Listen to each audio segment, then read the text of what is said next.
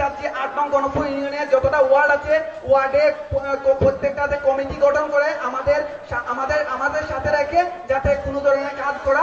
আমরা চাই গরিবের সাথে সবসময় থাকতে, আপনাদের পাশে থেকে যদি আমরা দুই চারটা কাজ করতে পারি তাহলে আমরা সফল মনে করব। আমরা আজ ধন্য যে আপনাদের সবাইকে একসাথে করতে পেরেছি। ধন্যবাদ সবাইকে। আবারও ধন্যবাদ জানাচ্ছি আমাদের স্বাধীন সামাজিক সংগঠনের যারা আছে সবাইকে এবং 8 নং গণপুর ইউনিয়নবাসীদের আর চেয়ারম্যান পদপ্রার্থী সবাইকে। আসসালামু আলাইকুম। Hãy subscribe cho kênh